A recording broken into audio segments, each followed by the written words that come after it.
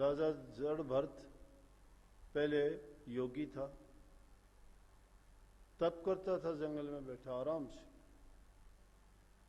कोई किसी प्रकार की चिंता नहीं थी, सब दुनिया के इस झमेले से दूर, सब चीजों से उपरांत था, ना घर ना परिवार, ना लेना ना देना, ना दुनिया, ना स्वयं को किसी चीज की चेष्टा, ना इच्छा, ना तमन्ना, ना सुख की चाह, ना किसी की परवाह।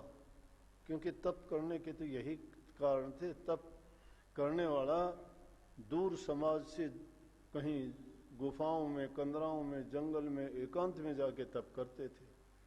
लेकिन उस तप करने का फायदा किसको होता था? उसको खुद को ही होता था। वो भी कितना होता था? तप करने से तन की सिद्धियां होती थी।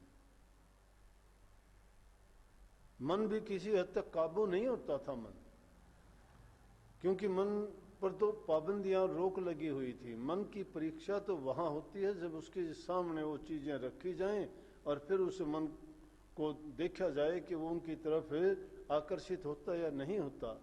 अगर नहीं होता है तो समझो कि मन को काबू किया, आकर्षित होता है तो समझो कि मन का गुलाम है। अब तप करने के लिए एकांत में जहां चले गए, जहां कोई चीज उसको दिखाई नहीं देती, मिलती ही नहीं, तो अपने आप ही त्याग है उनका। लेकिन कोई नहीं, मेरा आशय बताने का ये था कि उन्होंने तप करते करते एकांत में शांति से अपना जीवन बिताते थे, तप करते थे, जो भी तरीका था उसके अनुसार प्रभु की भक्ति उनको याद करते थे। अच्छा जीवन था, किसी में मोह नहीं था, किसी के प्रति प्रेम नहीं था, कोई आसक्ति नहीं थी, कोई उनकी किसी से अपेक्षा भी नहीं थी। क्या देखता है कि एक दिन एक हिरणी के पीछे शेर उसके पीछे पड़ा। वो गर्भवती थी। जब वो उसके आगे भागती भागती कहीं कूदी तो बच्चा उसका गर्भ से गिर गया और बच्चा पूरा था। अब वो शेर भी वहां से चला गया, हिरणी भी उसको चली गई, ऋषि का वहां पे स्थान था। उसने उस बच्चे को उठा लिया, उस पर दया आई, करुणा थी दिल में। देखा कि देखो बेचारा छोटा सा जीव है, इसका क्या कसूर है, यह क्या करेगा। लेकिन उसको लाके पालने लगा, रखा। अब भक्ति गई, तप गया, सब चीजें, सब लगन भक्ति सब उसी चीज में, उसी में ध्यान लगा लिया। उसी से पूरा दिन खेलता रहता है। कभी उसको देखता है कि कहाँ चरता है, कभी देखता है कि उसने पानी पिया नहीं पिया, कभी देखता है इसने कुछ खाया कि नहीं खाया, कभी देखता है कि इसको कोई परेशानी दिक्कत तो नहीं। उसका जीवन, उसका तप, उसकी साधना, उसकी भक्ति सब कुछ वही हो गया, आसक्ति होगी उसमें।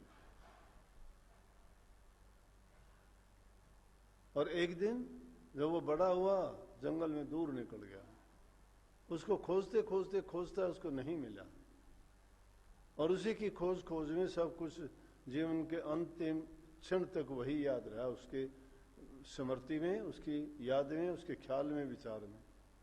और कहते हैं कि इंसान की आखिरी वक्त में जैसे ख्याल होते हैं वैसा ही उसका हाल होता है, वैसा ही उसका परिणाम होता है। ये भी कर्म ही है। ये कर्म किया उसने, उसका कर्म फल बना। क्या हुआ कि अगला जन्म जब उसका हुआ, हिरण की योनि में गया। क्योंकि हिरण था उसके ख्याल में, विचार में।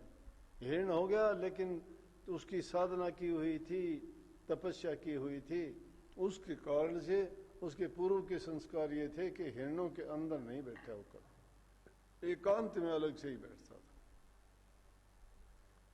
अलग बैठता था। और उसी में अगले जन्म उसके अच्छे संस्कार और अच्छे कर्मों के कारण ब्राह्मण के घर जन्म हुआ। उसने फिर अगले जन्म में तप किया।